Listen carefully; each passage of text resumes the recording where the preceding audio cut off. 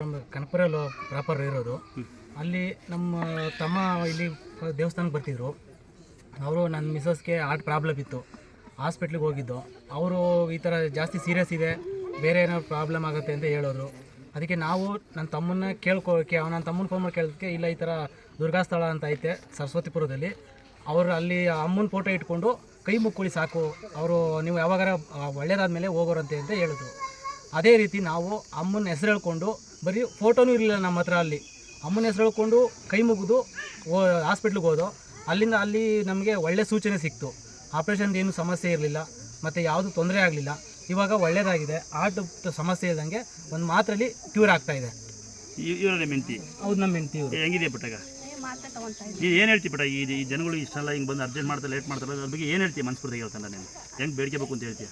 ನಮ್ಮ ಮನ್ಸಲ್ಲಿ ನಾವೇನಿರ್ತೀವಿ, ನಾವು ಕಷ್ಟ ಅನ್ಕೊ ಬಂದಿರ್ತೀವಿ, ಅದನ್ನ ತಾಳ್ಮೆಯಿಂದ ಯಾರೇ ಆಗಲಿ ನಮ್ಗೇನಾಗಬೇಕು ಅದನ್ನ ಸಮಾಧಾನವಾಗಿ ಕೇಳ್ಕೊಂಡು ಹೋಗ್ಬೇಕು ಅಂತ ಕೇಳ್ಕೊತೀನಿ ಅಷ್ಟೇ.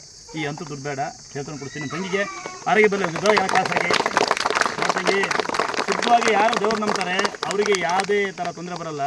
ಯಾವುದೇ ಥರ ಕೆಟ್ಟ ಪ್ರಯತ್ನ ಯಾರು ಮಾಡ್ತಾರೆ ಅವರಿಗೆ ನಾನಾ ಕಾಯಿಲೆ ಬರುತ್ತೆ. ಇಷ್ಟೇ ವ್ಯತ್ಯಾಸ. ಈ ನೋಡಿ, ಭಕ್ತಿ ಎಂಬುದು ದೊಡ್ಡದು ಅಂತ ಹೇಳ್ಬಿಟ್ಟು ತೋರಿಸ್ಬಿಟ್ಟಿದೆ. 21 ದಿನಕ್ಕೆ ಇಂಜೆಕ್ಷನ್ ತಗೋಬೇಕು ಅಂತ ಹೇಳಿದ್ರು.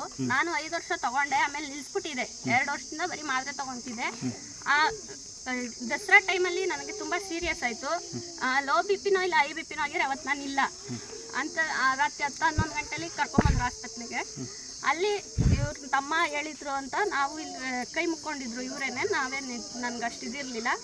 ಆಮೇಲೆ ಹಾಗೆ ಹುಷಾರಾಗ 15 ದಿನಕ್ಕೆ ಇಲ್ಲಿ ಬಂದು ಪೂಜೆ ಮಾಡಿಸ್ಕೊಂಡು 4 ತಿಂಗಳಾಗಿತ್ತು ಹೋಗಿ. ಈಗ ಮತ್ತೆ ಚೆಕಪ್ಗೆ ಹೋದಾಗ ಮಾತ್ರೆ ಕೊಟ್ಟಿದ್ದಾರೆ, 3 ಮಾತ್ರೆ ತೊಗೊತೀನಿ ಈಗ ಅಷ್ಟೇ. ಡಾಕ್ಟರ್ ದೇವರೇ, ಡಾಕ್ಟರ್ ಮರಿಬೇಡಿ ಇರಲಿ. ಡಾಕ್ಟರ್ ಯಾವತ್ತೂ ಬೈಬಾರ್ದು. ನಿಜವಾಗಿ ನನ್ನ ತಂಗಿ ಸಹಾಯ ಕೊಟ್ಟಿದ್ದೀನಿ. ಶುದ್ಧವಾಗಿ ಬೇಡ್ಕೊಂಡ್ರೆ ದೇವ್ರು ಬರುತ್ತೆ ಅಂತ ಇವರೇ ಸಾಕ್ಷಿ. ಶುದ್ಧವಾಗಿ ಬೇಡ್ಕೊಂಡಿದ್ದ ಜಾಕೆ ದೇವ್ರು ಹುಡುಕಿ ಬರುತ್ತೆ. ಪರಮಾತ್ಮ ಯಾವತ್ತೂ ಭಕ್ತರಿಗೆ ಭಕ್ತ.